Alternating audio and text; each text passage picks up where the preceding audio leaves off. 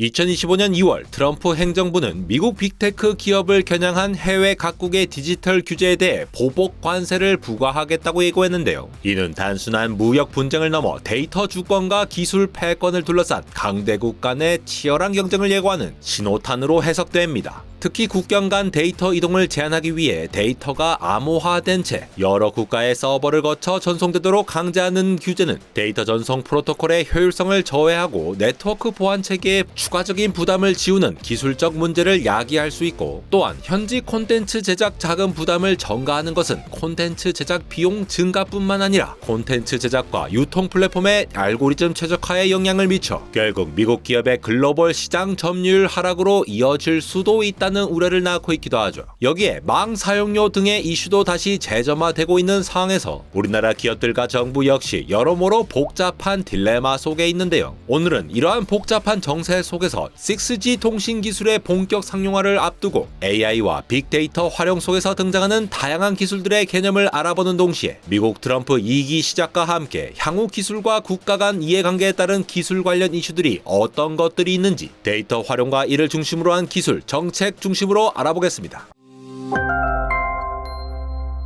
먼저 세계적으로 핫했던 여러 통신 및 데이터 활용 이슈들을 정리해보겠습니다. 구글 맵과 같은 미국계 플랫폼은 위성사진 라이다 센서, 데이터 3D 매핑 기술 등을 결합해서 고정밀 지도 데이터를 실시간으로 업데이트하죠. 그동안 대한민국은 오랜 기간 개인정보 보호와 자국 산업 육성을 명분으로 지도 데이터 반출 금지와 같은 엄격한 디지털 규제를 유지해왔는데요. 그동안 이러한 기술적 특성을 고려할 때 지도 데이터 반출 금지는 자율주행, 로봇, 내비게이션 등 미래 기술 발전에 필요한 정밀 지도 데이터 확보를 어렵게 만들어 결국 한국의 기술 경쟁력을 저해할 수 있습니다. 또한 최근에 핫했던 통신 사업자와 콘텐츠 제공 플랫폼 간의 망 사용료 분쟁 역시 같은 맥락으로 볼 수 있는데요. 통신망은 단순히 데이터를 전달하는 파이프라인이 아니라 암호화 보안 프로토콜, 트래픽 관리 등 첨단 기술이 집약된 복합 시스템이라는 점에서 망 사용료 부과는 이러한 기술적 복잡성과 투자 비용을 간과한 조치라는 것이 SK 브로드밴드를 비롯한 통신사들의 주장이며, 반면에 콘텐츠를 제공하는 넷플릭스 같은 사업자들은 망 사용료를 굳이 낼 필요 없다, 공공재다라는 입장을 보이죠. 여기에 더해 알고리즘 공개 의무화 이슈는 빅테크 기업의 핵심 기술 유출 우려를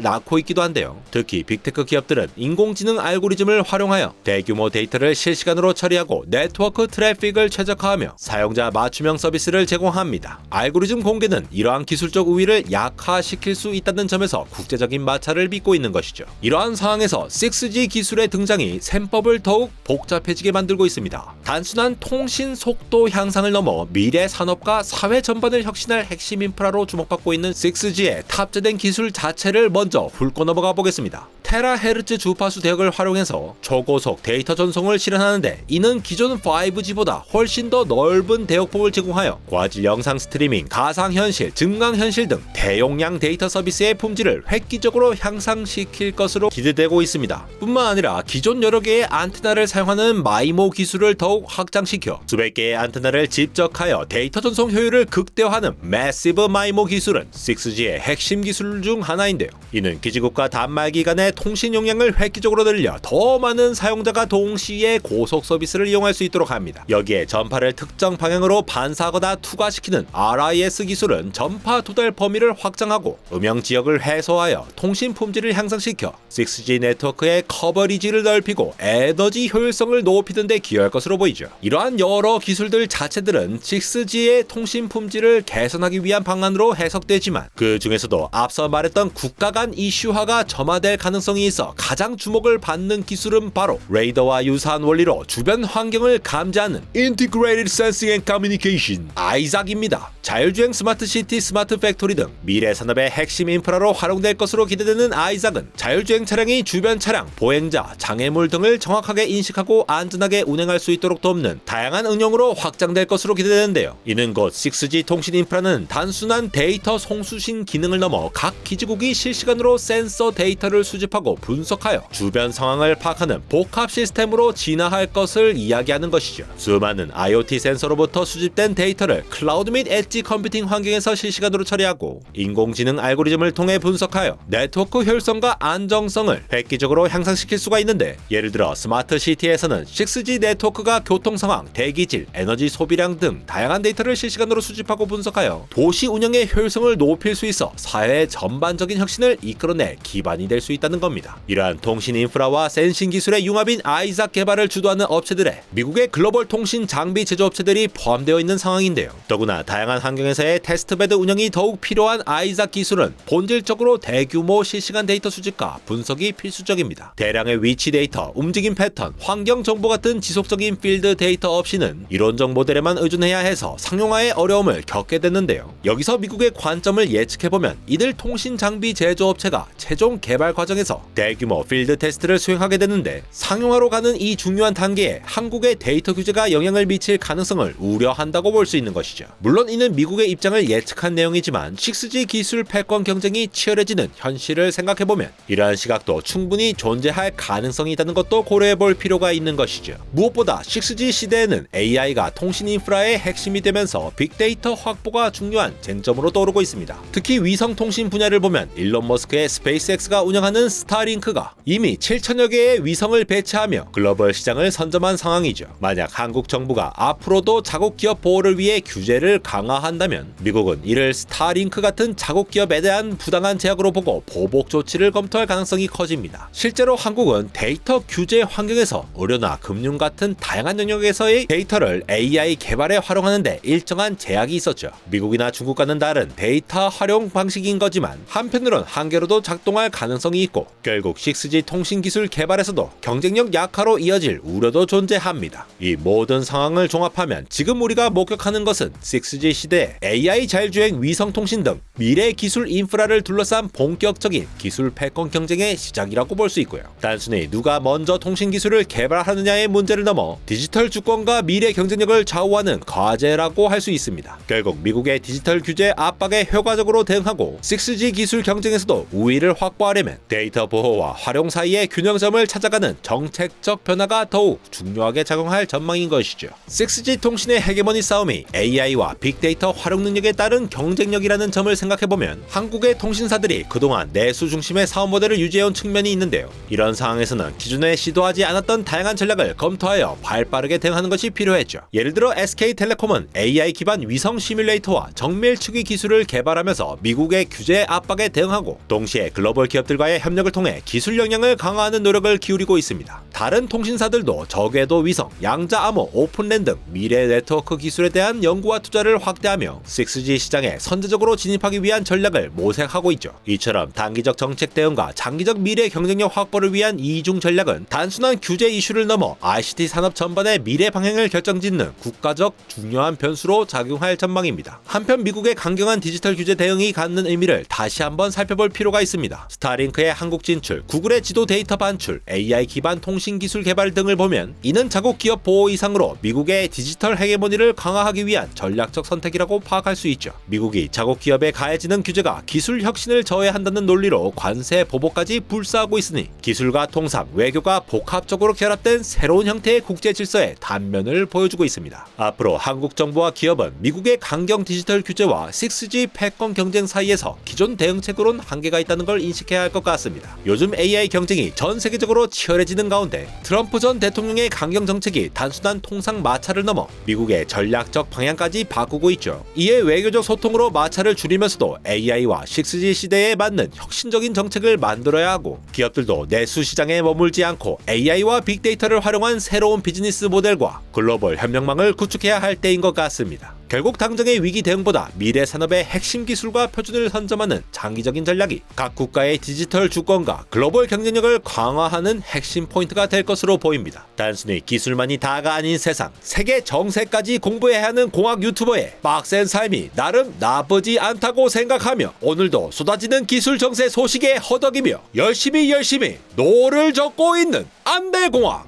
에러였습니다.